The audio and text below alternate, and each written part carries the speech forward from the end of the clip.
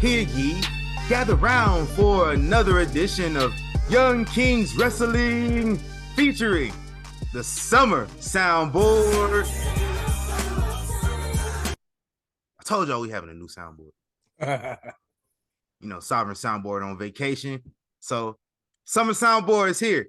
Welcome, as always. You can find us on most platforms streaming your favorite podcast episodes, including Spotify, iTunes, YouTube, Google Podcasts, iHeartRadio, and Amazon Music. If you're listening on iTunes, leave us a review of the 5-star kind. Subscribe to us on YouTube at YK Wrestling. Links to all the platforms and merchandise available at YKWrestling.com. Welcome to the Nuck If You Buckingham Palace. As always, I am the thespian TC Fontaine, aka TCF Baby. Please say the baby. Joined by not Reek at the moment. As you know, we got a little, running gimmick on here. It's not really a gimmick. This is real life. Reek's internet crashes at some of the worst times. So, he's still doing that? Yeah. Sometimes Reek internet mess up, bad weather causes internet to mess up, causes power to go out, stuff like that. So we experienced a little technical, can't talk right now. Sorry. We're experiencing a little technical difficulties with, the OG co-host, but don't fret. Great Value Hurt Business is in the building. Yes, welcome for, want to say the second time this year so far. My boy RN from the Smacked Raw podcast is here with us. Maybe we get Reek later on. Welcome back, man. How you feeling? How you living? Oh, I'm doing good. You know what I'm saying? Like trying to make it be a reoccurring guest star. You know what I'm saying? I know I kind of dropped off for a little bit, joining y'all and shit. So definitely trying to get on a little bit more. You know what I'm saying? Show love to the Young Kings for sure. Thanks, man. Welcome. And we got a little something special coming up. Not too special, but we doing the Royal Rewinds on this show this week.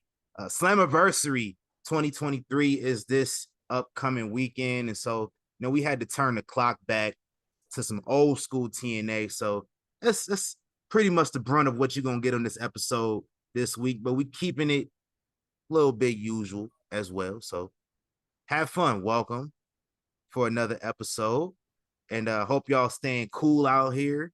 Staying cool inside, rather. It's hot all around the country. Or wherever y'all from. We got people outside the United States that listen to us too. Wherever y'all from, is it hot there? I don't know what the summers is like outside of the North America. It actually ain't too bad here today. I mean, it was like 80s and 90s most of this week, but it's actually pretty decent today, so I ain't mad at it. Yeah, I stepped outside. It was usual, 100-something. Vegas ain't been that hot. Like, y'all know in July, Vegas be like 115 degrees every day. It ain't really been over, like, from what I've witnessed, maybe 106 degrees on average in the last week. Like, we had a little slight burst of a heat advisory not too long ago, like a week and a half, something like that. But since then, it's been pretty decent. I can't lie. I can't get mad at it. It really ain't been the weather here. It's like we've been getting that shit from them wildfires in Canada. Like, bro, you could smell the fire in the air, even all the way down here in Southern Ohio, bro. Like it was crazy. Like certain nights and shit, you could see the haze, look at the city on fire and shit, bro. Like, which is we are south as fuck from Canada, and like you could smell it in the air here, bro. I heard that. I seen some in Chicago not too long ago too. Mm-hmm. It was getting. Yeah, we get whenever Cali had a annual wildfires, we get some of it too. So y'all stay safe out here is all I'm saying. Drink that water too, man. Just weird as fuck. You know what I'm saying? Like wildfires and smoke in Ohio, bro. We don't get none of that shit. That's what people call conspiracy theories, man. Come on, man. You take fire, you take smoke, you take wind, factored on. It's really happening out here. Yeah. Oh, like I said, you could smell that shit in the air. So like it's happening for sure. But again, stay hydrated, yo. Make sure you're drinking water. Every episode, I got some water next to me. And you got the big canteen. You know, I'm a hide the logo on my water just in case I want to post a video. They ain't paying me. But yeah, I got, a bottle of water. Stay hydrated, man. Make sure you peeing a lot. Make sure you pee. Make sure your pee ain't like neon yellow. Yeah, bro. Shouldn't look like Shrek's piss. Shouldn't look like a Lakers jersey. None of that. Yep. Your pee supposed to look clearish. That's how you know you're drinking enough water. And if you're not, it's the summertime, dehydration, your muscles contract, you get a lot of cramps, probably a lot of headaches and stuff. I'm just saying. It's just a PSA from TCF, baby. Drink your water, sports drinks, anything with electrolytes. Trying to make sure y'all ain't dying out here. Facts. Hey, let's go in the time machine real quick. This week in wrestling history, and I just got a couple tidbits, very WCW heavy this week. 1996, Terry, as we call him, revealed as the third man at Bash at the Beach. The NWO is formed this week. Mm-hmm. So shout out to the NWO. Yeah, I watched that shit live, bro. Like that shit was. How was it, man? Fire and so unexpected. Like even for a nigga like me who always hated Hulk Hogan, like like the energy, like even just watching it on TV, you know what I'm saying? Like, cause I was a big WCW guy too. Like my mom worked for Time Warner, so like we got all the WCW pay-per-views for free. Like we got tickets and shit whenever they came to Ohio. So like I was a big WCW guy. So that was some real shit for me, bro. Like that was like probably one of the first like real what the fuck like wrestling moments I remember as a kid. Like still remember how I feel to this day watching that shit, bro. So that shit was nuts. Is there anything that's happened recently that you would compare that feeling to? When CM Punk came back. Okay. Yeah, I figure you might have said that. Cause it's just like that feeling, like, damn, yeah. I'm really witnessing this right now. Right. And it ain't not necessarily that I love CM Punk, because I mean he was in my top 10 all time and all that shit. But I don't really fuck with AEW like that. But just the vibe in the building, like, and it was the first time I watched Rampage and I probably ever, you know what I'm saying? Like ain't nobody home on no fucking Friday night, watching that shit. But no, definitely like that was probably the closest thing, like, yeah. That and Triple H coming back from the quad injury at Royal Rumble. Those are like my three like main like wrestling moments I think I'll remember my entire life. Nah, yeah. I remember the Triple H one like it was yesterday. Yeah. That's my GOAT. You know what I'm saying? Like I know I've said that before. Like I'm not saying he's the greatest of all time. I'm saying that's my GOAT. Yeah. So like him coming back, making that, you know what I'm saying? And just that year, I graduate from high school and shit, like that was just a year for me. And like my nigga coming back, you know what I'm saying? Like I ain't never gonna forget that. I need a new GOAT, y'all. I just found out Shawn Michaels blocked us on Twitter. How y'all keep getting blocked by motherfuckers y'all don't even talk shit about? So on my personal page, I was talking shit about Shawn Michaels' eye. Yeah, oh yeah, so, I cock like a pistol, bro. Yeah. So I talked shit about Shawn Michaels' eye on my personal page and got blocked. I thought that was fair. Right.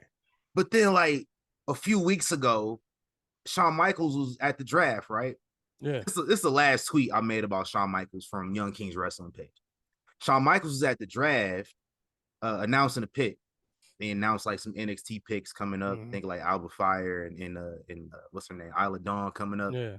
And it was, like, another NXT pick coming up as well. So him and Road Dogg was announcing the picks. Something happened. Brock Lesnar shows up. When Brock Lesnar showed up, you ain't see Shawn Michaels nowhere. He was nowhere to be found. He was gone. I made reference to that with a meme. Y'all, everybody seen Friday. You want some of this too, old man? No. I posted that clip. That's the last tweet I'd have made about Shawn Michaels from our page. I see Carmelo Hayes done quoted Shawn Michaels on Twitter, but I can't see Shawn Michaels tweet. I'm thinking he just deleted it. I ain't thinking nothing of it. I click on it. I see all these replies. I'm like, I can't see the tweet. I'm like, damn, we blocked by Shawn Michaels. How'd that happen? That just means whoever run his social media just be searching the name and just be trigger happy. I don't preach. That's my favorite wrestler all the time. Now I need a new GOAT. I can't be getting blocked by my favorite wrestler. Idols become rivals. God damn, I was gonna say that's terrible, bro. The eyes cocked like a pistol. Like I can understand that one because it is. Yeah, I get it. I accepted my fate. Shawn Michaels did tweet me in like 2011. That tweet's still up though, so I relish with that trophy. Fuck it, I'll reach out to him for you. I got Allison and Will unblocked by Top Dollar, bro. Because we had some fake Twitter beef shit. Like they said some shit that wasn't really. I don't know. I just went off on a tangent. I didn't even know who Allison and Will was at that time. And me and Top Dollar both were just going in on her, bro. And he blocked her, right? This was like he ain't dropped no diss. Nah, but he was just like going in on people. It was like, I forgot what it was about, something that he replied to. But anyway, it wasn't, she was actually not being racist at all. We just read it the wrong way and went in on it. So all that happens, right? That's like a year goes by. We bring them into the Smacked Raw channel and shit. So we add them to the group chat and shit. I can't see none of her shit. And I'm like, what's going on now? No, they couldn't add her to it because she had blocked me. So like if you got somebody blocked, you can't add them to a group chat or whatever. And it's like, we can't add Allison for some reason. Like, what's going on? And somebody was like, check and see if she has somebody blocked. She had me blocked. And I'm like, damn, what the fuck she got me blocked for? I don't even know her. Like, I ain't, you know what I'm saying? I ain't never had no beef with her or nothing like that. I did. And you know what I'm saying? But back then, the nigga just wanted smoke on Twitter. You know what I'm saying? Like, I was just trying to get the page jumping. So, yeah, so we started joking. Yeah, they was under us kicking and shit. Like, we super cool now. Like, I love her. And she was like, I didn't forget about you getting me blocked by Top Dollar. I'm like, I still don't remember it being her. Like, you know what I'm saying? Like, yeah. But I ended up tweeting the nigga and shit or whatever. And he responded back and he was like, all right, I'm gonna let her back in. But if anything else pops off, you getting it too. And he unblocked her and shit, bro. That shit. Shout out to Top Dollar. Shout out to Bot Spots and Chair Shots. For sure. Shout out to them too. Shout out to wrestlers that have blocked people on Twitter. Right. They're wrestling personalities. You know, Teddy Long and blocked everybody. Except us. We ain't blocked by Teddy Long. I don't think I've ever been blocked by a wrestler. Oh no, I think I did get blocked by Alicia Fox. I got blocked by Seth Rollins on my personal page, and then he unblocked me at some point. I don't know when. I never asked for it. Appreciate it. And really, I wasn't even going in on her necessarily. I was just going in on a bunch of her fans and shit, standing for her and shit. So, oh yeah, that'll do it. Oh yeah, I guess she saw it and yeah, she blocked me. Which I mean, I don't give a fuck anyway. But still, that's the only person I could say actually blocked me on Twitter. Actually, wrestler blocked me. I got blocked by Trinity. What the fuck you do? What was you talking? I'm surprised. I sent hard eyes to Trinity in like 2015. I think Jimmy was controlling the page at the time. That's what I like to say. Let's continue. 1998. 1998 this week. Goldberg wins the WCW championship at the Georgia Dome. 41,000 on a Monday night. Watch that too. That was when WCW started getting desperate. Mm-hmm. They say, no, we gotta just do this. They couldn't wait until like Bash at the Beach or whenever Starrcade If you look back, that was when they started having a bunch of fucking world title changes on Nitro because they was WWE was like winning by like 20, 30 weeks in a row. So they started coming back. Yeah, they just started pulling shit out their ass, doing random fucking title changes for no reason on Nitro. So on this episode of Nitro specifically, Goldberg was beefing with the NWO. So the NWO's like, you want a shot at Hogan, you got to beat Scott Hall. Goldberg beat Scott Hall earlier in the night. Real easy. Like, then we get to the main event. It's a spectacle, man. 41,000 in the Georgia Dome. Jumping. Man, I watched this back recently too, not too long ago, and I was like, damn, he was He was him. And you got to think too, that was a fucking stadium show for a Nitro, not a pay-per-view, a fucking Nitro. 41K. A football stadium. A fucking football stadium. Can't imagine them doing that. No, not for a fucking Raw or SmackDown or a fucking Dynamite. Hell no. So shout out to stadium shows on free television, and shout out to Goldberg. Yes, sir. 2000, some more WCW stuff. Some more WCW stuff that involves Terry. So he's a very popular man this week on an annual basis, apparently. 2000, Bash at the Beach. You already know what happened. Laid down for Jeff Jarrett. Or Jeff Jarrett laid down for him.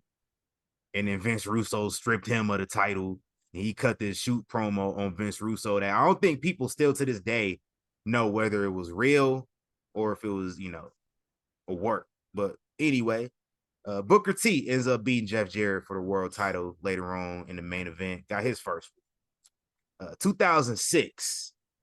This is the first time I can say I've been disappointed in a wrestler. No, it was the second time. First time was Jeff Hardy in like 03. Second time in 06. My boy, one of my goats. I met this dude before. Rob Van Dam got arrested.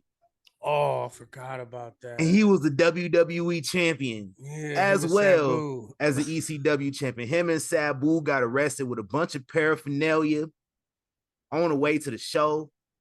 They got charged with speeding. They got charged for drug possession. And RVD got suspended for 30 days as champion. So before they suspended him, he got arrested on a Sunday night. Lost the title on Raw Monday. Lost the WWE title to Edge, and then lost the ECW title to Big Show on the 4th of July. Got suspended the next morning for 30 days. I don't think he held another championship in WWE. I don't think so. Like on any level. No tag, no nothing. Nothing. It was disappointing. Because he just got the belt. It was just weed too. That's the worst part. Like I used to back in the day, I thought it was like these niggas got caught with like coke and meth and shit or something like that. Yeah, they did have like some pills too. So I think I know, but I mean that's par for the course back then. But like it was, but weed getting caught with weed in 06 was like getting caught with meth. Yeah, that's what I'm saying. Yeah, that's what I'm saying. Like it's crazy to think that like niggas was losing their jobs over fucking joints and blunts back then. That's crazy. And this man was also the representative of the company at the time too, and they publicly traded. And they really didn't want him anyway, but the fans just loved him so much and like they had no choice. Like they couldn't stop his momentum no matter how hard they tried. Nah, yeah, he was on fire, especially when they brought back ECW. Mm-hmm. And the whole time, Stephanie McMahon was just in the back like, I told y'all niggas. Y'all thought I was playing, but I told y'all niggas. Stephanie McMahon was telling y'all back in 01, like, Triple H was telling y'all back there too about Rob. Like, we can't really trust him to. Triple H tell y'all, Triple H is like straight edge for real. Yeah. He's just not bitter like some straight edge people. The funny part is like all the hate my nigga used to get. Like, you only got this because of Stephanie. You a hater. You holding people down. Blah, blah, blah, blah, blah. Now all that same shit. People they be on his dick. Back, applauding him for the same shit. Like, nah, nigga, I call people on that shit all the time. Like, nah, bro, you ain't gonna just jump on my nigga's bandwagon now because he fucking running shit, making shit great. He already was trying to tell you motherfuckers all this shit about wrestlers and about the state of the business. He was trustworthy, man. Bro, he ain't do drugs. He ain't drink. Nothing. He was a designated driver. Y'all know who Triple H fans are. Come on. Yeah, bro. Like, come on, bro. Don't try and jump on my nigga's dick now, bro. Like, I've been a staunch motherfucking A1 day one of my niggas since this nigga was bowing and niggas fighting niggas and slops fucking in your house. I'm riding with my nigga. Don't try and jump on the bandwagon now. I don't know no Triple H, but this is all about the game. Yes, sir. He one of my goats. He might get that replacement over his homeboy. Oh, bro, that's my I can honestly don't even know why I love him so much or how I started loving him so much. Me neither. I ain't well. You know what I'm saying? Like, I think it was that slot. I couldn't stand Triple H in 03. No, I've like I said, I literally loved him since I seen him go against fucking Henry O'Gowan in the slot match, bro. I'm like, this nigga, because he was like coming out in the fancy shirts and shit and the motherfucking riding boots and stuff. I'm like, this pretty motherfucker beating this dude's ass, hitting this nigga in the head, and they fucking around and slopping shit. And I think that's probably the moment when I fell in love with him. But like, yeah, he's pretty much been my favorite wrestler my entire wrestling life. Shout out to the GOAT Triple H. And one more tidbit from 2015. Kazuchika Okada defeats AJ Styles at New Japan Dominion 7.5 to win the IWGP Heavyweight Championship. Mm-hmm. Shout out to Okada and AJ Styles. Two of the GOATs. Banger. For sure. AJ Styles in Japan was next level. Mm-hmm. Like AJ Styles now still is great. AJ Styles that we gonna talk about coming up, he was great. He's just always been great. And he was old too. Like we always forget that. Like he was old in New Japan. Like people forget the 2 or 3 years before he came to WWE, he was in fucking New Japan. So like it wasn't like 36, 37, something. Yeah, it wasn't like he was like his late 20s, early 30s. Like, no, he was still old there too. You know what I'm saying? He came straight from there. After beating himself up in TNA and oh my god, Ring of Honor all them years before that. Those King of and when he was in NWA Wildside, them niggas, him and Aaron Paris, man, bro, them niggas used to do some stupid shit on ladders and stuff, bro, like dumb shit, like for real. Like I'm surprised, like the niggas, damn near backyard shit for real, how they used to fuck themselves up, bro. Like so, yeah, we gonna get into it. Yeah, man, we're gonna talk about that. But before we talk about that, let's talk about what we've been watching this past week. Anything you've been watching, wrestling or not, let's talk about it, man. You check any movies out, any TV shows, anything new? Ain't really no new TV, man. It's a writer's strike, so we ain't really got nothing going on. Shit, Righteous Gemstones, really. Oh yeah, that's classic. Yeah, that's pretty much it. All I watch is like wrestling and sports. You know what I'm saying? Summer league shit. You know what I'm saying? Yeah, like, summer league just started. Yep. I saw Victor Wembanyama's game. Like everybody was like freaking out about it. Like, man, it's not that big of a fucking deal. Yeah, he ain't never played in America. Like, and it's not the same. People don't understand that it's not the same type of game. Like, yeah, it's still not basketball, but it's not the same. It's a lot more running. Mm-hmm. You know, he ain't conditioned like that. He not yet, right? He gotta get his body right. And I've said this before. He gotta get his body right, man. Pause. Mm-hmm. Yep. Get stronger. That's all you need, man. Y'all better cardio. Yeah, this man about had a double-double mm-hmm. in his first game. And I think he had like 3 blocks in the first half, or 2 or 3 blocks in the first half. Like he was, I mean, man, he got crossed up by Brandon Miller one time, got dunked on. And Britney Spears stance pages was having a ball. Oh my god, nigga, I forgot all. Yeah, that too. Forgot about that. Like, but that shit had me dying, bro. Like, she wanted apologies from Victor, the Spurs, the NBA. Like, they ain't got nothing to do with that nigga slapping you, bro.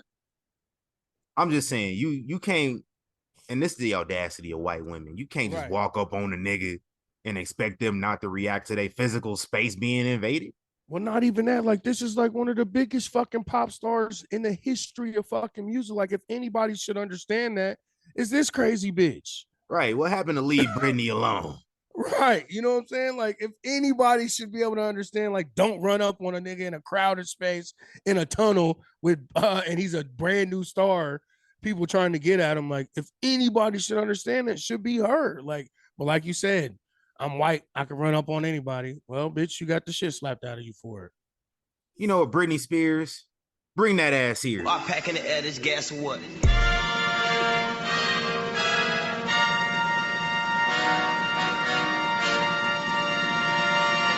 Peasants, you peasants. We had Britney Spears to the Peasant of the Week, alumni.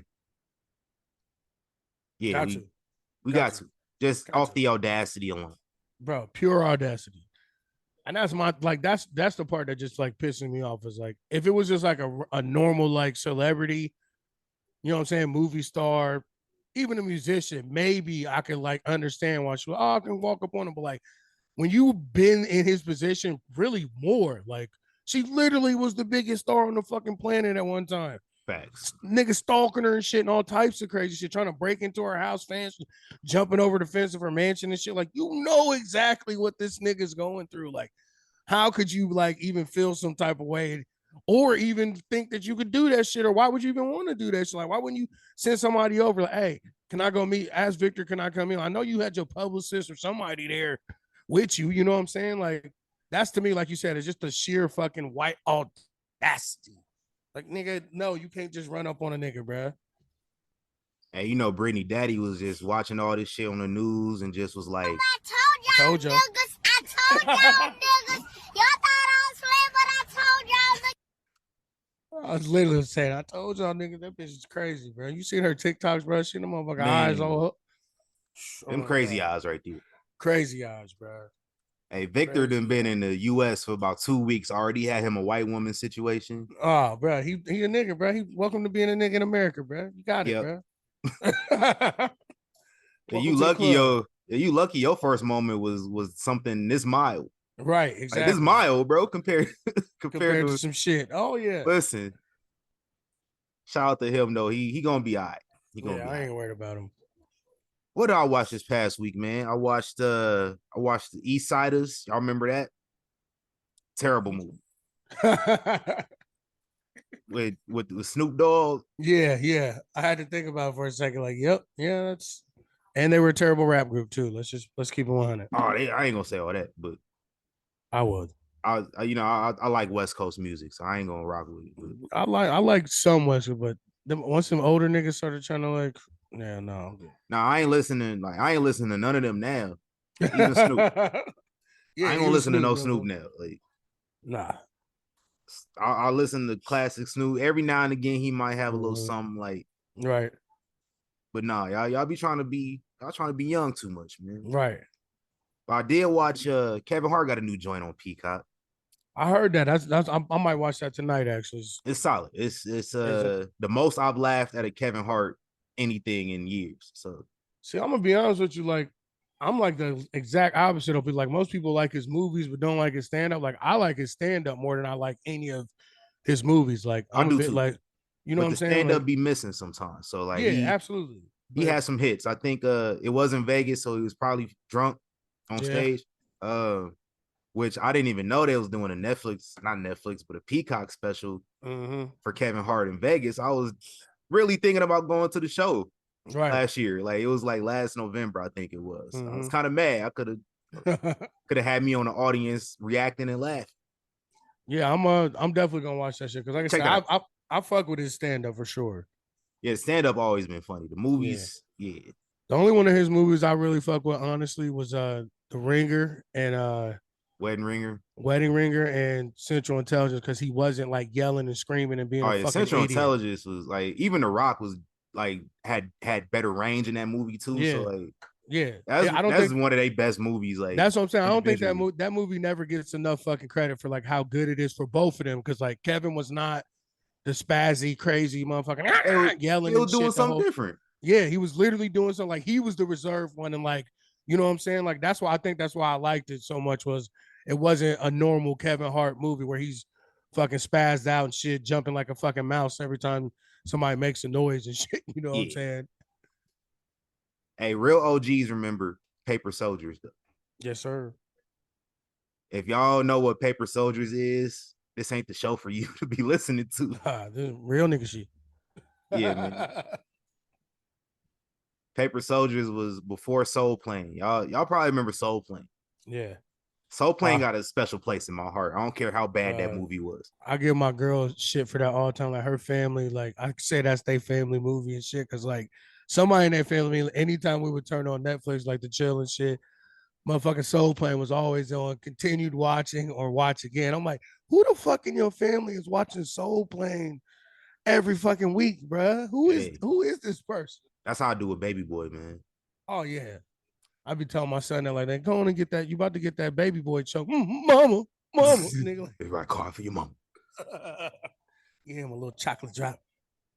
Now, don't be tweaked if one day you just see me on a Baby Boy podcast and we just reviewing Baby Boy.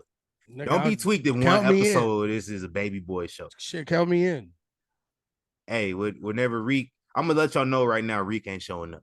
But whenever Reek want to do the Havoc hour, we talk Baby Boy. We're gonna talk about it. Yeah, let me know. I want to end on that for sure. Even if you don't want to do it, I'm gonna do it anyway. Right. My favorite shit is fuck your fort, little nigga. That Yeah. shit made me so fucking weak. This a nigga, just a grown ass nigga kicking a little kid's fort down, bro. Like, I fuck hate your you. fort. I hate you too, little nigga. You ain't, You ain't my son. bro. I don't know why that fucking gets to me every time, but that's like that shit had me broke down, bro. Like I don't know why that shit's so funny to me. It's really fucked up and terrible. But that shit gets me so every time, nigga. Fuck Hey, your fort, Baby nigga. Boy, the funniest movie I've Oh, ever bro. seen in my life. Oh my god, It wasn't even meant to be funny. It's literally a comedy, bro. I said that before. I have a whole thread on Twitter that I posted like years ago that just went viral again like last week. Had my mentions going crazy. I couldn't tweet for like 2 days. Yeah, I pointed out all the reasons why it was a comedy. Oh yeah, Funniest movie I ever seen. it I might really watch is, it. bro. I watched it like 2 months ago. I'm gonna watch it again. Coming up. The niggas trying to be gangsters and shit, like just everything, like the mannerisms, the talk. I'm gonna call y'all unstable creatures. I ain't gonna say that shit. I ain't gonna like, say the B word. I ain't gonna say the B word. I'm I'm gonna gonna say call y'all unstable creatures. That's my new name for y'all. Bruh. Everything about that movie, like I said, you do a Baby Boy recap or something, nigga, I want in. Hey, listen. Baby Boys, Defenders, y'all my tribe. Right. So anybody, that's a hood classic, nigga. It is, bro. I ain't never really seen nobody talk shit about Baby Boy. Honestly, like I see people talk shit about Baby Boy all the time, and a lot of it has to do with the fact that it be on BET. Well, that's another thing too. The BET did play that shit like 19 BET times. BET version is the reason why Baby Boy is so fucking funny. It is. The fucking them replacing the cuss words and shit and everything, bro. Yeah, that shit. I can understand that why that kind of fucking like put a little black eye on it, but the actual movie itself, fantastic. The real version, that is a fucking hood fucking classic, bro. Like you can't be a nigga growing up in this era, like from 80s to now, and not have Baby Boy be a part of your childhood. Facts. I mean, I don't give a fuck. In all seriousness, it is a great narrative of like black men, how they kind of have to be forced to grow up without, actually being properly nurtured. Yeah. This man Tyrese was like 20 years old. His character was like 20. That's young as fuck. Like, yeah. He got PTSD. His brother done died, got killed in the streets. His mama, this man is mentally fucked up. Yeah. Right. He got his mama dating a fucking murderer and shit, just got out of prison. Which is triggering his PTSD. That's exactly. The nigga beat him up and shit. Like, bro. That like this nigga's gonna do it. Yeah, like, and people so caught up with him cheating and shit. Like, this nigga is like, his life is terrible, 20. Bro. It really and he's basically a kid. You know what I'm saying? Like, the cheating is the least fucking thing in his life you should be concerned about. This nigga could die. And you know what this nigga still did? Take care of his kids. Still take care of his kids. Riding over there with a bike and shit. Yeah, he man, some motherfuckers use the excuse of not having a car to not see their kids. This motherfucker hopped on the bike to go pick his son up. This nigga hopped on a low rider to go get his son, nigga. They was confused that he had a bike. They was concerned. Yeah. Like, this nigga riding a bike? Yes. Came to get my son, nigga. Gotta do what you gotta do, man. This man was hustling, selling clothes. That nigga in the beauty salon, the big nigga with the fucking $40 ponytail and shit. Girl, I can't wait to try this on tonight. Like you said, that whole fucking movie is classic. Fucking classic, bro. Look, we already did a review on the motherfucker, right? Yeah, we did impromptu Baby Boy review on a wrestling show. This crazy. I bet you wasn't expecting another nigga to feel the same way about that shit. I fucking love that movie, bro. Greatest movie I ever seen in my life. And one other thing we both watched this past week, which is the basis of this show, Slammiversary 7 from 2009, the 7th anniversary of TNA Impact Wrestling, whatever y'all call it. Right. You might call it NWA TNA, you might call it TNA, you might call it Impact. It's the same thing. It has all the history. And we on 21 years of Impact now. So imagine that they found a way to still be alive and have 21 anniversaries when they probably shouldn't have even made 12, honestly. They probably really 10 for real, my nigga. Yeah, 10. After the Jeff Hardy shit? Yeah. Yeah. That was before they barely hit 9 when the Jeff Yeah, I Hardy. was saying that was like 8.5, 9 when that shit happened. So like, yeah. So Right. I appreciate me some Impact still to this day. Facts. I'll be tapping in for Slammiversary. Let me run down this card for this Saturday, man. We got in the main event for the Impact World Championship, Alex Shelley, the Impact World Champion. That's crazy to say. I was there when he won that shit too. Was versus Nick Aldis, former NWA World's Heavyweight Champion. And I was surprised to actually see both of these guys on this show that we about to review. So yeah, I forgot about that. There was. So that's gonna be a good one. This one I'm looking forward to. Deonna Purrazzo puts the Impact Knockouts Championship on the line versus Trinity, former what's it called now? Women's World Champion. Yeah. No, just WWE Women's Champion. No, Women's World I don't fucking know. I'm confused. I have no idea. I'm confused which one got the lead. It's the one Rhea Ripley got is the one Trinity's held before in WWE. I believe you if you say it. You know what I'm saying? I ain't gonna argue with you. Yeah. So she got a chance to come in here and win the Knockouts Championship. She's been around for about a month and a half, 2 months or so now. Just as terrible on the mic as she ever was. Yeah, we ain't gonna get into that. I'm just saying you had about a year. But it is what it is. Right. I high-key think Trinity gonna lose. I hope so. Because I can definitely see a scenario where she had a real short contract and she gonna go back to where she came from. Yeah. Like next and month. I just love Deonna. Like I think she is I don't think she gets enough credit either for being, to me, top 5 in the world as far as women go. Like her mic work is up and down sometimes, but when in the ring, like there ain't too many chicks in the ring that can really fuck with her like on that level for real. And to go the distance, you know what I'm saying? Like it'd be a short match, long match, hardcore shit, whatever you need her to do, like inside the ring, like it ain't too many people on her level. And this is a perfect example of somebody putting in the work. You know, she got let go from NXT and just came in. And look at her now. Yeah. Yesterday's price. It's not today's price. Oh, we got that on soundboard, don't we? I play it all the time. Hold on. Yesterday's price is not today's price. Absolutely not. Next up, this is my designated bathroom match right here. Bully Ray and Steve Macklin versus PCO and Scott D'Amore, with former Red Wings enforcer Darren McCarty as the special guest enforcer. So yeah, just go to the next one. Yeah, next match. For the tag team championships, Fatal 4-Way, the American Bullet Club, Ace Austin, Vegas' own Chris Bay versus Brian Myers and Moose versus Rich Swann and Sami Callihan versus Subculture, Mark Andrews, Flash Morgan Webster. Those are my guys in NXT UK. Yeah, yep. You remember when we first started this show, I would talk about them a lot. Yes, sir. But I got the champs retaining. Bullet Club gonna keep it going.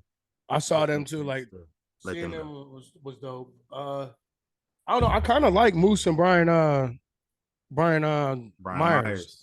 Like they kind of underrated. And they got some real chemistry. Like it's and on screen, like backstage and this shit, and in the ring. Like I like them a lot more than I thought they were. Like I thought they were just gonna be some like throwing together shit, and they ended up turning on each other, some bullshit, which probably still might happen. But like their actual chemistry and shit, like them working together, like it works way better than it has any reason to. You know what I'm saying?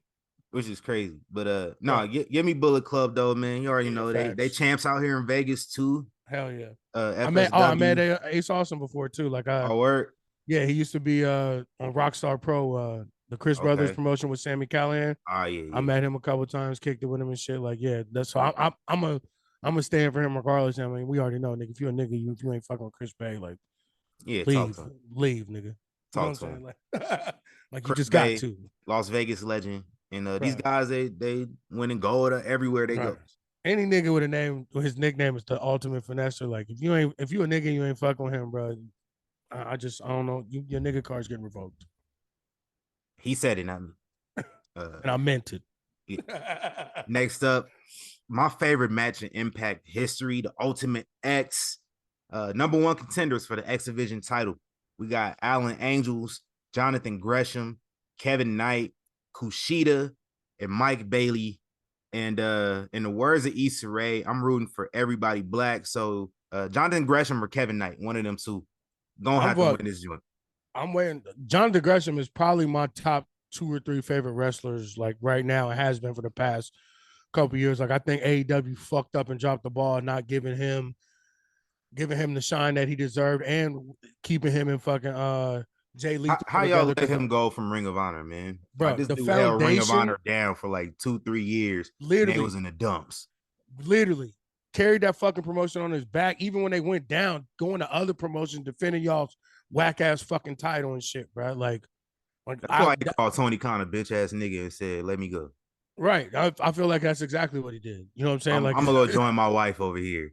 Right. You know what I'm saying? Like, and I think fucking on some real shit, I don't think Impact really has done him too much service. Like he's had some bangers with Speedball and shit, but like I still don't think that he's on the level where he should be. Like I think he should be in the main event for sure. But y'all had this man feuding with Bobby Fish at one point. Yeah, bro. Like what the fuck? You know what I'm saying? Like that's when y'all had me tune out, man. I've been watching Impact a little sporadically ever since then. Like y'all kind of wild. I ain't even gonna hold you. I'll be honest with you. I didn't come back to it till he. You know what I'm saying? I was on a little hiatus on it too. Like I watched the pay-per-views, but I didn't come back to it until Jonathan Gresham signed. Like real talk. You know what I'm saying? So like I hope he wins. I doubt it. That's saying a lot, Impact Wrestling. Right. When I watched Kenny Omega's whole run in Impact the whole time, every week. And that shit was ass. Yeah. And that didn't make me turn the show off, but y'all had Bobby Fish and Jonathan Gresham. What did you say? Y'all sure? Matches was probably good though. I wouldn't know. I didn't watch it. They were decent, but I mean, it's still them two niggas shouldn't have been in the ring together at all. Yeah, I agree. Now, let's get Jonathan Gresham and Chris Sabin. I would like to see that.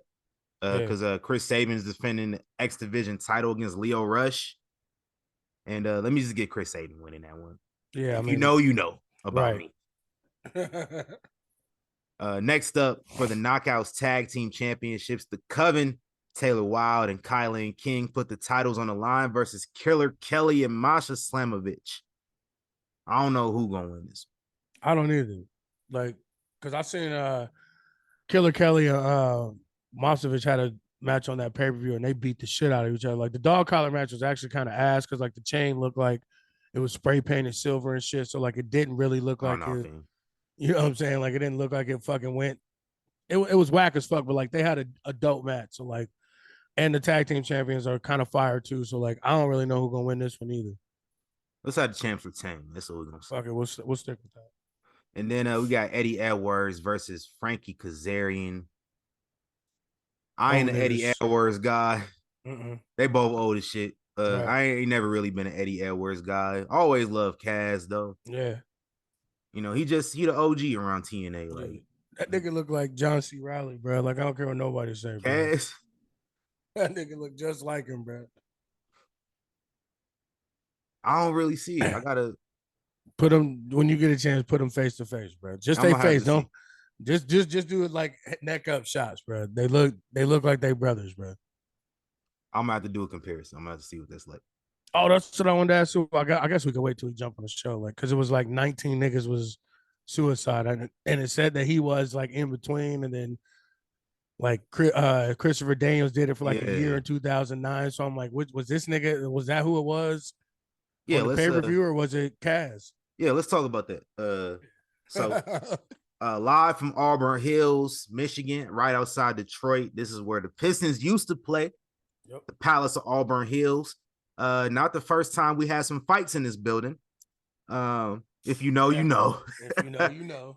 But real quick, RIP to Don West. Yeah. Totally forgot he was a heel around this time. Yep. I stopped watching, like I slowly started to stop watching TNA around this time.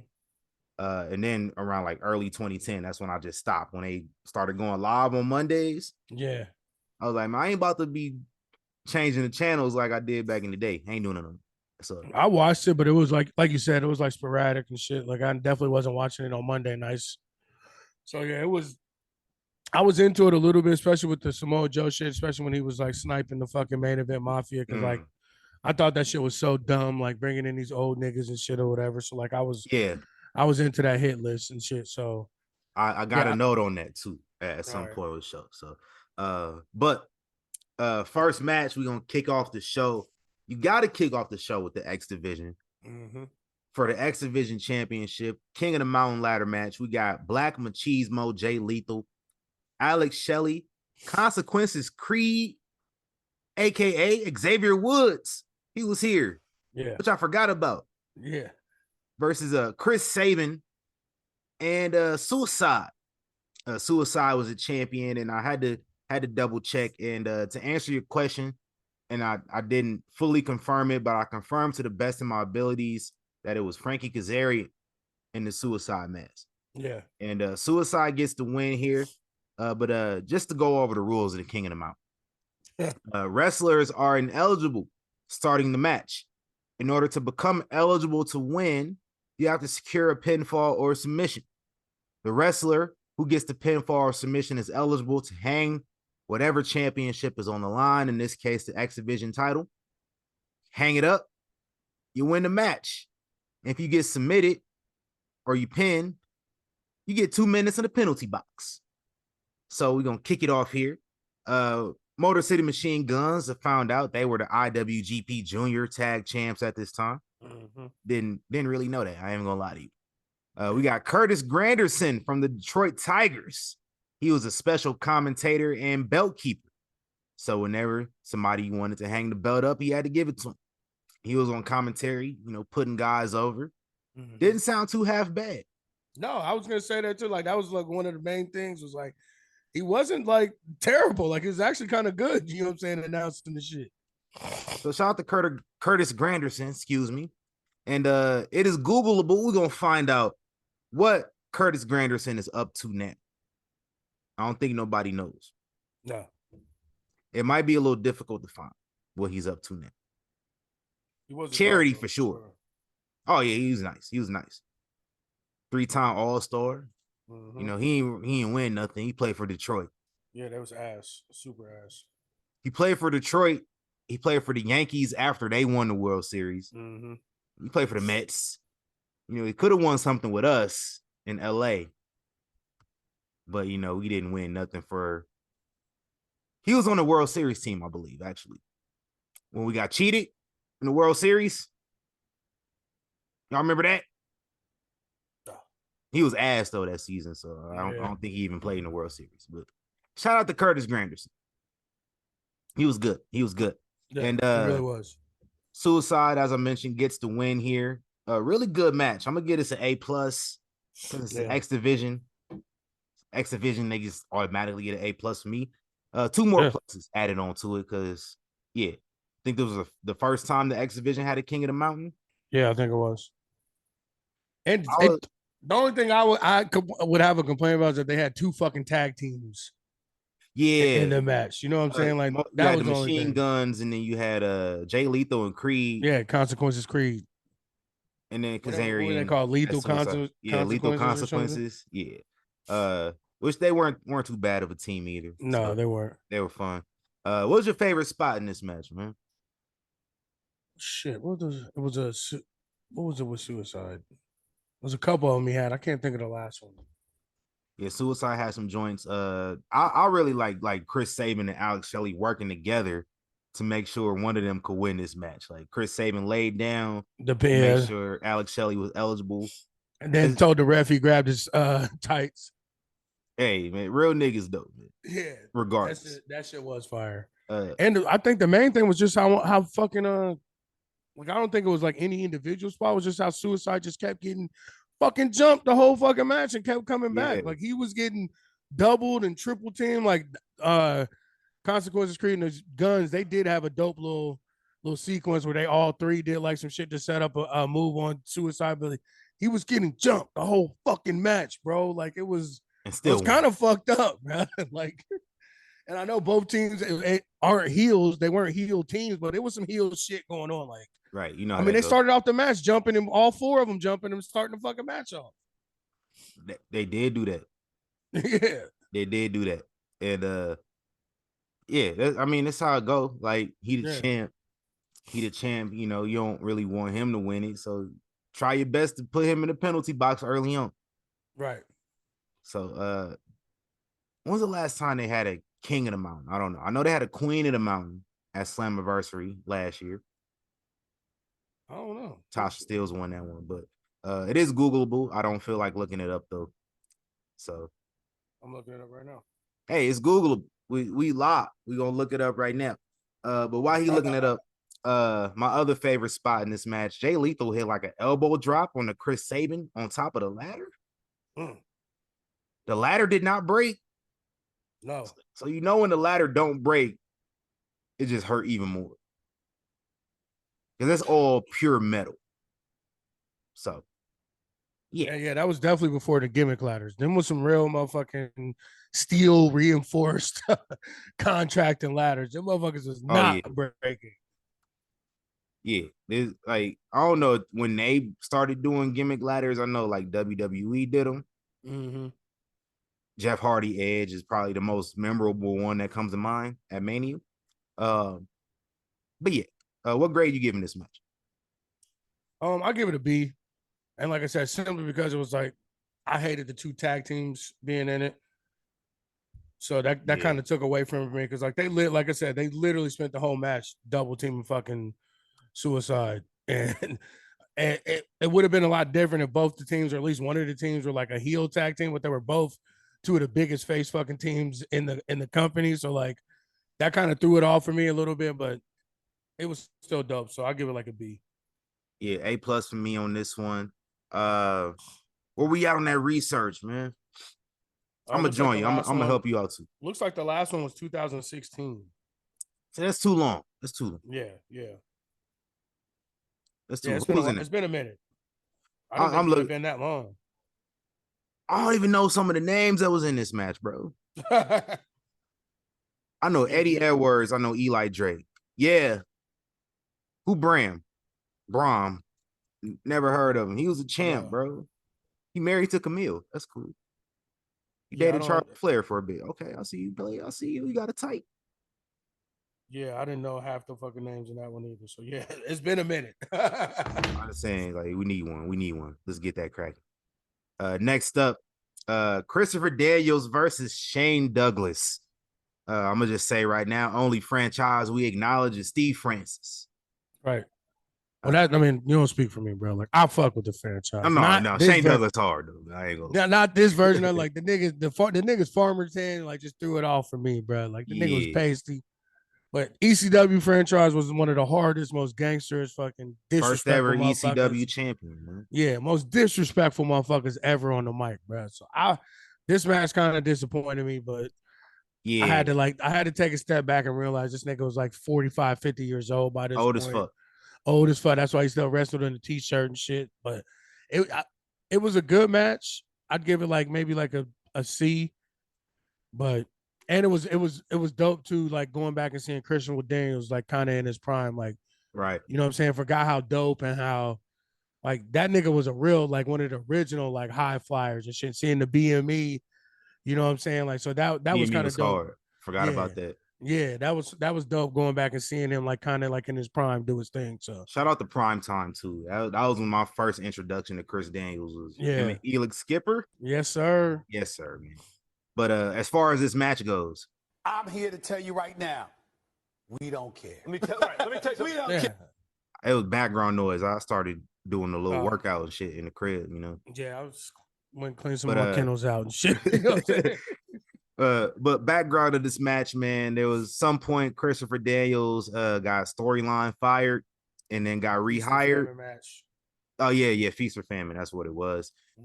Chris Daniels got fired in the Feast or Famine. Jeff Jarrett gave him another chance, got his job back. Shane Douglas was hating from outside the club because he ain't been seen in like 2 years. Because he lost one too. Yeah. So he like, what's up? Why I can't get my job back? So what this was, Shane Douglas wins. I think he got his job back and Chris Daniels lost. He would get fired again. Shane Douglas lost. We have not seen him in TNA since then. So he just said, you know what? I'm going to just step back. He should. He was done. Yeah, I don't think he wanted to come back. I think they've invited him back before for like the ECW reunion shows that they would do. He was like, "Nah, I'm good, man." Yeah. I'm giving this one a C. I ain't not giving any fucks about it at all. I mean, I'd say the same thing, bro. Like, it is what it is. We go backstage with Jeremy Borash, and we got Mick Foley. And again, I forgot Mick Foley was a heel around this time. And he has little reservations about having to defend the Impact Championship in the King of the Mountain. Yes, Mick Foley was Impact Champion at one point in time. He does some Foley math, says 5 competitors in the match actually gives him a 40% chance of winning rather than 20%. Because he claims that the TNA board of directors would not approve Jeff Jarrett, the founder of TNA, winning the championship. Can't fool me. I'm familiar with the game. But regardless, he says Jeff Jarrett will help him win. So he's going to take it easy. Sure. Right. If you believe so. If you believe so. Next match for the Knockouts Championship. Angelina Love puts the championship on the line versus newcomer, former WWE Women's Champion, Tara. And you already know my platform. Victoria for Hall of Fame. Facts. Tara for Hall of Fame. She need to get in both. Tell me. The only people that's in both, Kurt Angle, Sting, the Dudleys. So let's get Victoria in both of these two. It don't matter which one's first. It just needs to be some. We got this match. You know, Tara had to deal with the rest of the beautiful people. Velvet Sky, Madison Rain. Yo, and, Velvet Sky, my nigga. Hey, hold up. Oh, my milk of magnesia. Excuse me, my fine Nubian princess. Could you tap that white girl behind you? Hey, I got a little something for Velvet Sky. And this even goes back to when I was 15, 16. It feels so good. Listen. Yo. Yeah, but yo. We met Velvet Sky a few years ago. Actually, we met Velvet Sky and Angelina Love a few years ago. And Velvet Sky does look the same. That's all I'm gonna say. Interpret what I just said however y'all want to. But Velvet Sky looks the same. God damn, she was bad, bro. I totally forgot about. That was like 4 or 5 years ago. So you know, time's changed. I totally forgot about her because I know what's her name. What's her name is still in it. She's still in it. She was like a commentator and shit or whatever. What's Madison Rain. She worked like backstage and shit. Like, yeah, she still looks good too, for real. You know what I'm saying? She looked exactly the same, actually. Yeah, like literally. But that Velvet Sky, bro, I totally forgot about her. Like, god damn, bro. Yeah, but they kept trying to interfere, man, and the ref should have just did his job, sent both of their asses back to the. Bro, they beat her ass. What you talking about? Kept trying to interfere. They beat her ass like 2-3 times on the out. The one where they was just fucking bouncing her head off the fucking floor and shit. Like, and Angelina wasn't even like doing nothing to the ref. She didn't like grab him or nothing. She just was like talking to him. And they beat the brakes off of Victoria on the outside. Bro. Yeah, ref was tripping, man. So Madison Rain, like, you know, some hairspray in Tara's face, and Angelina gets the win. Tara would eventually win the title a couple weeks later on Impact. That was her first of, I think she won it like 5 times, if I'm not mistaken. Yeah. 4 maybe. So get her in the Hall of Fame, bro. Both Hall of Fames. Yeah. And I kind of forgot too, like how dope the beautiful people are. Like they weren't just they were fire. They were actually decent in the ring. Like they weren't fucking, I mean, they weren't like 4 horsewomen shit like we see today, but like for that era of women's wrestling, like they were fucking good. Like legit. They were. Shout out to them. We go backstage into looks like a boiler room or some sort of situation. We got quote unquote Dr. Stevie Richards, Raven, and Daphne. R.I.P. to Daphne. I don't remember Stevie Richards being in TNA ever at any point. Yeah. So that was a shocker. I fucks with Stevie Richards to this day. Did y'all know that Stevie Richards almost died earlier this year? No. Maybe not deaf, but he was definitely almost paralyzed. He was paralyzed, actually. You know, taking bumps for all them years. shit just happens one day. So he said he was working out and he's still in good shape. He's still in really good shape. Took very good care of himself. So he says he was working out one day and something happened with his back, and his back just went out, and it was like some spinal shit going on. Like he was on a walker for a good minute. Went through some therapy. He's doing much better now. So shout out to Stevie Richards. I do not remember him being in TNA ever. But we got Raven. Not sure what Raven was talking about at all because he was delirious. Because if you don't know what was about to go down, they were hyping up Monsters Ball. Yeah. I remember Monsters Ball with Abyss. Abyss and Raven used to cook in early TNA in like 04, 05. Cook. And they had a couple Monster Ball matches back then. So with the before Raven got fat, started looking like somebody's fat auntie. Facts. From the trailer park, bro. Facts. But all competitors in a Monster Ball, they actually get locked into a room without light, without food, without water for a whole 24 hours until match time. So Raven just delirious at this point. He's just talking about some shit. I don't know what he talking about. I didn't know he still had the Poetic Justice braids at this time. Yeah. But he did. Yes, he did. But this Monsters Ball, we go to the Monsters Ball match, and it has all the usual gimmicks: chairs, tables, thumbtacks. We get. I always thought, like, am I wrong? But I always thought the Monster Balls. I thought it was more like a multi-person match, like King of the Mountain. Am I wrong, or is that just in my head? The first few were like triple threats. It was. That's what I thought. Okay, all right, that's what I thought. Was it Monty Brown? I think so. Yeah. Monty Brown and Raven. Oh yeah, we're gonna have to put him on the Hall of Fame one day. That was my boy. But yeah. Okay, yeah. I just wanted to. I was like, am I remembering that right? You know what I'm saying? Like, cause shit was starting to come back as I was watching these and shit. And I'm like, I thought they were normally like multi-person matches. Yeah, like the first one was like triple threat, but they had Moose and I think it was Sammy Callahan not too long ago. They had one like earlier this year, I think. So it could be interchangeable. But we get Taylor Wilde. Hits a spine buster onto Daphne, onto the thumbtacks, and then Abyss hits the black hole slam onto Raven onto some thumbtacks, and they get the win. This is what it was, man. A- for me on this one. Yeah, it was dope. It was crazy, and like I said, Raven was still kind of on the decline, but he was still, because of the match type, you could still see him be Raven. So like that was dope. Yeah. And Abyss, like I think we be forgetting sometimes too how athletic he was for being such a big guy. Like that motherfucker move. Oh, he was quick. Yeah. What grade you giving this one?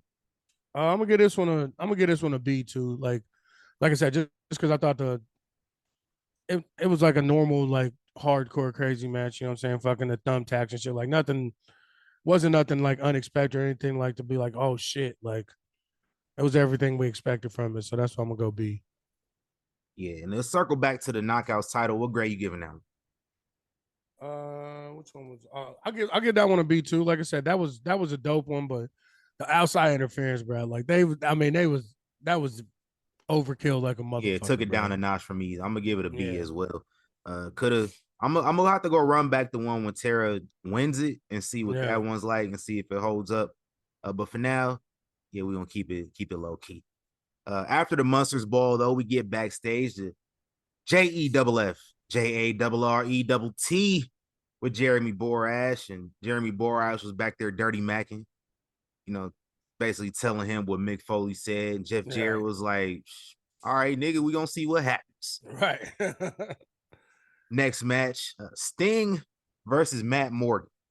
And Matt Morgan was a big motherfucker. Oh, I literally said that was the first thing I said. Like, God damn, that motherfucker was big. Pause though. Pause. But Matt Morgan was over here dick riding the Main Event Mafia for weeks. Mm-hmm. And how can I be down? He was fiending. He was like a crackhead. Can I roll with y'all? Can I be down with y'all? Can I fuck with y'all? Man, who mans is this? So Sting was like, shit, all right, dog, if you can beat me, you get to join the Main Event Mafia. He lost. Spoiler alert. Sting had to climb up the ropes to hit the Scorpion Death Drop on this big motherfucker. Yo, Sting looked terrible in this fucking match, bro. Yeah, these two didn't fit. No. I didn't give it a grade. If I did, it would have been like a D. Right. Because go ahead. No, go ahead. Good. I was just gonna say, man, I'm giving it the Stephen A. Smith treatment again, man. I'm here to tell you right now, we don't care. Let me tell you. We don't care. Nah. I had to raise up my play speed on YouTube to make this match go by quicker. Yeah, I mean, he beat his ass the whole fucking match. Like Yeah. I mean, that's how I knew he wasn't gonna fucking win. But I was the how they set up the top rope or middle rope fucking Scorpion Death Drop was dope. But everything else, like Sting, like when Sting got out of it the first time, got out of his finisher and like fell. He was supposed to come behind him, hit him with the Death Drop, but he like just completely fucking fell, and like Matt Morgan had to like pin him to like cover it up and shit. Like Sting looked so fucking bad in this, and when it was done, it looked like they went like 70 minutes, bro. He was fucking, yeah. It was this was terrible. Like yeah, this was D or below for sure. Yeah, we ain't gonna rock with that one. We backstage again, and man, these backstage interviewers are busy. Just tapping Laura, in with the fuck her name is. Yeah. So Lauren backstage with AJ Styles and Samoa Joe.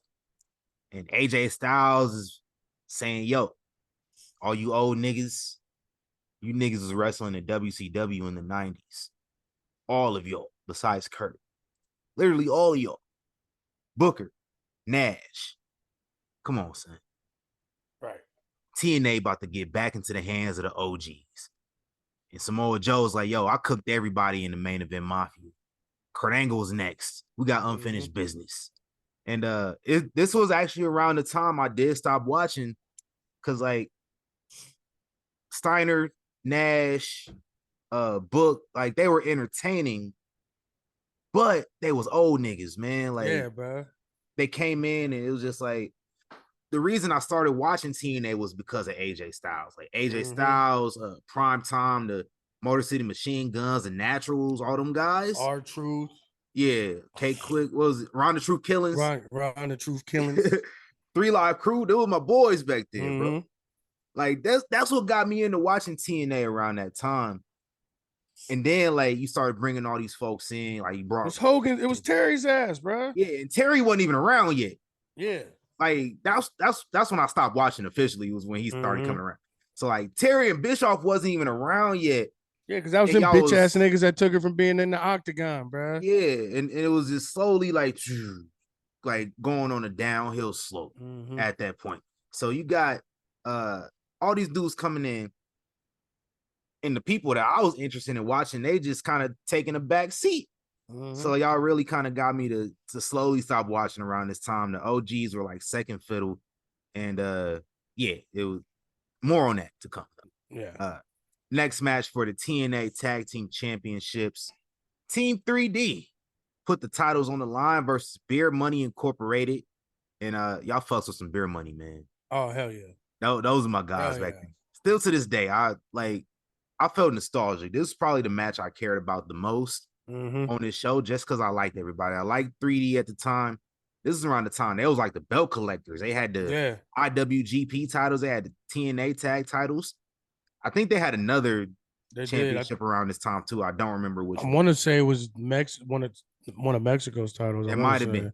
It's Googleable. I'll go look it up in the time being. But yeah, 3D. They had the IWGP titles. Defended them over in Japan the day before versus Giant Bernard, aka Tensai, aka Albert, and Carl Anderson. Didn't know they were a tag team. So. But yeah, they ended up having a really good match. I'm gonna give it a B+.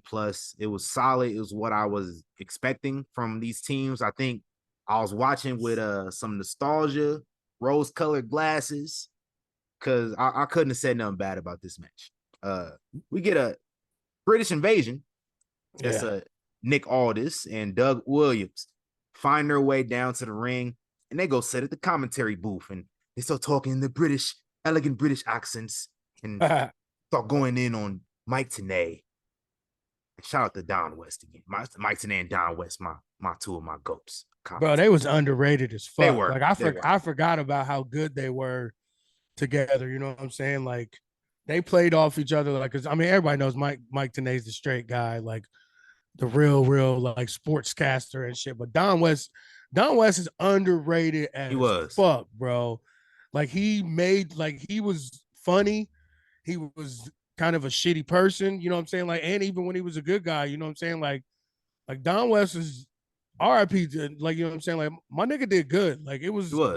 they were way better than I remembered them. You know what I'm saying? Like, yeah, but this match was dope. Like, only when Bubba Ray did that fucking jump springboard or whatever the fuck he did, like, he fucking killed fucking Cowboy. Like, Yeah. I mean, he fucking just splat on that nigga, bro. Like, it looked terrible. It looked bad, but Ray was looking a little hefty. I forgot he was a bigger dude around that time. He lost a lot of weight. Yeah, he's fucking half that size now, muscled up literally and shit though. now. Yeah. So like I forgot he was looking a little plump around that time, man. Right. Eventually British Invasion, they provide the distraction and Beer Money, they win. I think it was their second or third tag title. I forget what they said. My bad. Hit the DWI. So that was a good match. B plus for me. What grade you give it? Same B plus. They did their thing. That was dope. And we go backstage, and Jeremy Borash again with the competitors of the King of the Mountain. He's with Kurt Angle. It's the last person we're gonna speak with. And this is when Kurt Angle is doing the Jason Statham cosplay. I know, with the fucking stubble and shit there. Yeah, had all literally.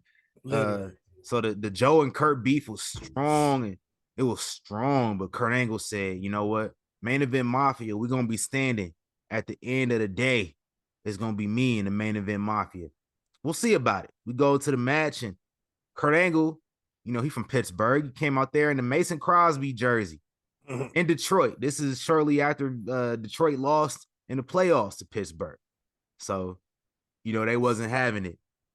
In turn, Samoa Joe throws on a Red Wings jersey, and, you know, it's on site. It was on site. Therefore, Samoa Joe had to start the match in the penalty box, and Kurt Angle got a fall by disqualification. He's eligible now. And as mentioned before, Mick Foley, he had some reservations about defending his title in this match, but he was like, you know what? When Jeff Jarrett win it, he gonna give me the belt.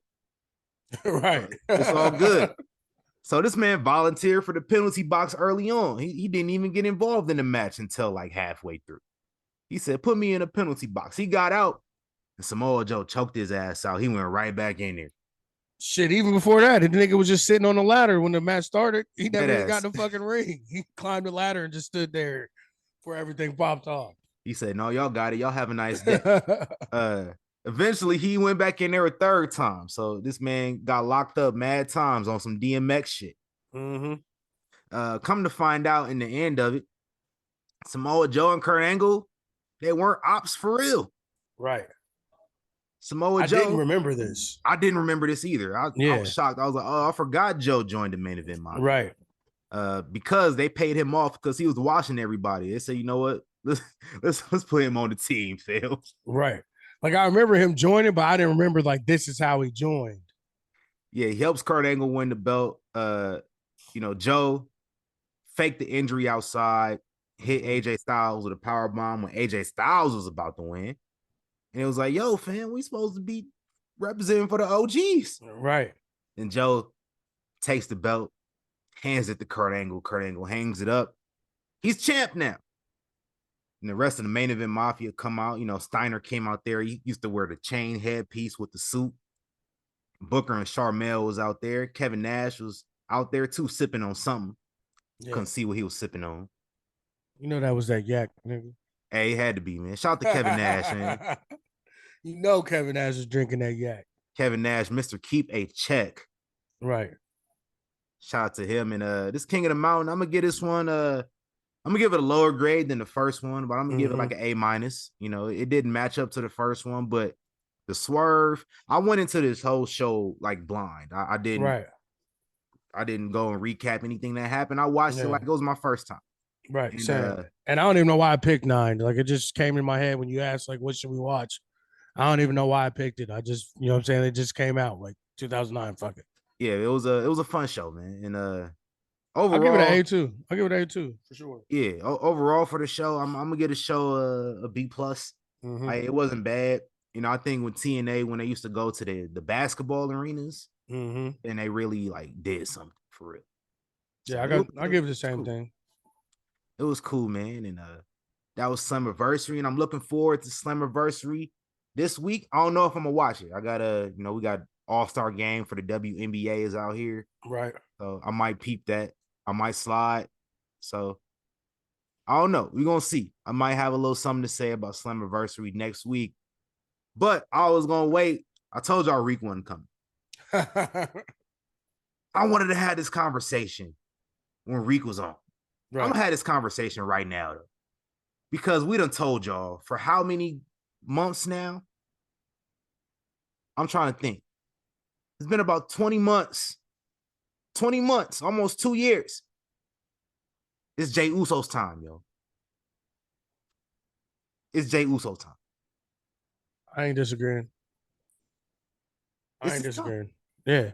Y'all convinced me already. This past week, y'all done convinced me for sure. Well, my thing is like they ain't built nobody. The only person they've built up to fucking go against Roman is Jey. Like, and it's inadvertent shit. And like, I don't think they meant it to be like that. But even the whole time when they were together, like the only person we've ever been able to genuinely say we thought had a chance versus him was fucking Jey. Like this entire 3 years.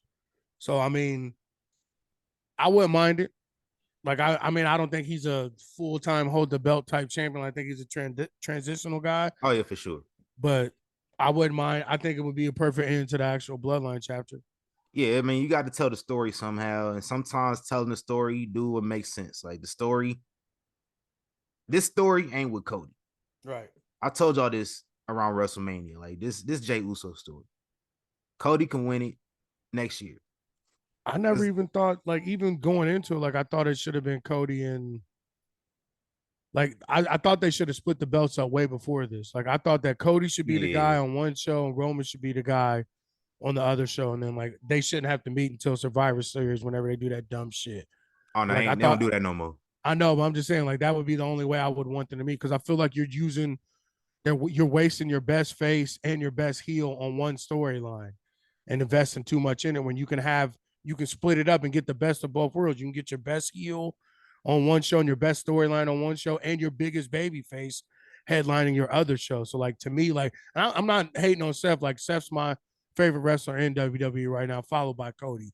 But I thought that they dropped the ball not doing the separate belts sooner. And like I still think that Cody should have been the first world champion, like setting it up and like going in. Like I think it should have been Cody because, like I said, you have your two biggest stars running your shows. You know what I'm saying? Like, cause Seth was good, but like Seth was on like a little mini hot streak, but like he wasn't hot like fucking Cody was or is before he went out or now. You know what I'm saying? So like Cody doing the same thing he did in AEW. Yeah. He ain't trying to win that world title. He knows. I don't think he is either. World title he won't. He already said it. He said it last week. I want the WWE title, so it's fine with me. Shout out to Seth, but right. I know what I want. Right. And I don't think he necessarily wants a title at all. Like, I think he still wants to have that, like, that piece of his dad's legacy where, like, he didn't really need the title to be the man. Like, I know that that's the end of the story and all that shit. And, like, eventually you can't keep him down. Like, you have to give him that fucking belt eventually. But, I mean, like, I don't think it's late. Like, yeah. Yeah. I'm going to tell y'all right now. I'm saying it right now. July 9th, 2023. Cody Rhodes going to be WWE champion in Philadelphia for WrestleMania. Yeah. It's the American Nightmare in the birthplace of America where the Liberty Bell is. This man named his daughter Liberty. It just makes literally sense. And I don't even necessarily think it'll be fucking Roman. Nah, it ain't going to be Roman. Roman going to lose by the time. And I think he's going to be gone for a while. Like, they've been reporting that numerous things. Like, once this is all wrapped, that he's taking a significant amount of time off, and he's already part-time, and he's been on TV every fucking week for, like, the past, like, 3 or 4 weeks. So them days got to be running dry. You know what I'm saying? We only halfway through the year. Listen, we're going to have Roman. He's going to be gone. Come back at the Rumble, some shit. Mm-hmm. I don't know. We're going to see. We're going to see. To me, that's the perfect situation. Then we get him versus Seth. Ooh. Oh, okay. Sure. All right. You know what I'm saying? Hey, so you got Roman winning the Rumble, Yeah. facing Seth that many. Hey, let's get it. Let's get it. Bro, I've already mapped this Might whole have just shit out. said Like, something right now. bro, I've been mapping, thinking about this shit the entire time, like how to end the bloodline and how to bring Roman back and comp. And that's how you fucking capitalize on all that heel heat. Niggas is gonna be ready to cheer him when he comes back. Facts. And then Hey. you get him versus Seth, and you split the fucking crowd up, and you know they're gonna make Seth the fucking heel because that's what he's best at. But Right. the crowd's still not gonna cheer. They're still not gonna boo him. Nah. And you're gonna have two giant fucking baby faces at fucking WrestleMania in Philly where they fucking dump dog shit on Roman fucking how many times. Yeah. And he gonna win, watch. And then we're gonna get what we should have got to begin with. Cody is champ and Roman is champ. You said something right now. You said something right now. I'm cooking, bro. I've been in the lab, bro. I'm telling you, bro. Hey, man, let them know where else they can find you, where you be cooking at, man. Yes, sir. Well, I had to jump on the Royal Rewind because, as you know, we do the show called The Rewind every Tuesday, 9:30 p.m. Eastern on Twitch. You can catch us wherever podcasts are found. Spotify is real dope. We sound real good on Spotify. That's where I always listen to us at. What else? That's what I do too, man. We get most of the ad plays off of Spotify. Anyways. Right. Spotify is where it's at for sure. But yeah, we do a week. Normally we do it Tuesdays at 9:30 p.m. But you know, life be coming up and shit. Like, oh yeah. So sometimes we go other places. But what's the Twitch channel, man? Shit, I can't. You caught me too fast. I can't even fucking remember it. I had it wrote down too. I don't know what I did with it. But it's Smack Raw Pod on Twitch. Hold on, fam. I'm coming to the rescue. I got you. All right, I appreciate you. Hold on, I got you. Yeah, let's see. Is it Smacked Raw or Smacked Raw Pod? I think it's Smack Raw Pod. We're gonna find it. It's Googleable. Yeah. But sometimes the internet be interneting. Right. But now we on Twitch though for sure. Smack Raw Podcast or Smack Raw Pod. I can't fucking remember. But Mr. 89, huh? Oh, y'all on YouTube too? Yeah, we on YouTube too, but we haven't really posted. We don't really post most of the shows on YouTube anymore. We kind of been falling back on YouTube, but that's fair. Twitch.tv/Smacked Raw. I found it. They're early in their tag team. That's y'all. My bad. Me cut that down. My bad, yo. Yeah, but Mr. 8984 on Twitter, at Smacked Raw Pod on Twitter, at the Kai Tai Show, my co-host Kyle Tyson. And basically, like, our main thing is like, I'm 9 months sober here. Well, actually, no, yes, not sir. 9 months. 8 months sober, almost 9 months sober from alcohol. We focus a lot on like bringing light to mental health issues, especially with men. And both of y'all got a journey going on. Yes, sir. Kyle's a little bit over a year, and I'm almost getting to a year. I'm almost at 9 months. So we definitely tell people, reach out. We're here for you if you want to talk, if you want to vent. Like, don't do nothing stupid. Take your mental health serious, especially as Black men. Like, it's all right to ask for help. Like, I'm in therapy weekly. I'm proud of it. I tell people that all the time. Like, you know what I'm saying? Like, I don't try and fucking like hide it. Like, it's not a badge of shame for me. Like, I'm strong enough to know I needed help. So, you know what I'm saying? So, like, we do that. So definitely any questions, reach out. But like I said, at Mr. 8984 on Twitter, at Smack Raw Pod on Twitter, at the Kai Tai Show for Kyle, and Rewind every Tuesday nights, 9:30. Hit us up. Yes, sir. And I am the thespian TC Fontaine, aka TCF baby. Please say the baby. Please. Please say the baby. You can follow me on Instagram if you want. I don't really post on Instagram, but you know what I do be posting on now? Threads. Follow me on Threads at tc.fontaine. Follow me on Instagram at tc.fontaine. Follow Young Kings Wrestling everywhere. We not on Threads though yet. Eventually, we follow us on Instagram, YouTube, Twitter, Facebook. If you feel like getting the numbers up, you know, you just want to follow somebody just to follow somebody. We don't post on Facebook, but we got TikTok too. So follow us on TikTok. Got some stuff coming, and on YouTube got some more stuff coming as well. And where else you follow me at, man? My photography. Follow my photography. FOY.flicks. I'll be taking pictures and stuff. Be taking Where pictures. you at on that? Send me that. I'll follow you. That's Instagram. Okay. I'll send it to you. Yes, yeah. I don't really post Got all my these pictures. covert fucking sites and shit, bro. I don't be never knowing which one is you, which one's the show, which one ain't you. YK Wrestling for the show. Anything that's me is probably just TC Fontaine. Yeah. You know, you might have a personal one. I'll be getting blocked by wrestlers on apparently. But yeah. Until next time, dog. I don't want to leave. Said I'll be back to hold you down. I don't want to leave.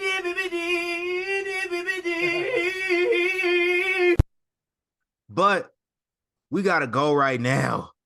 So until next week when we back with another one. Another one. We out of here.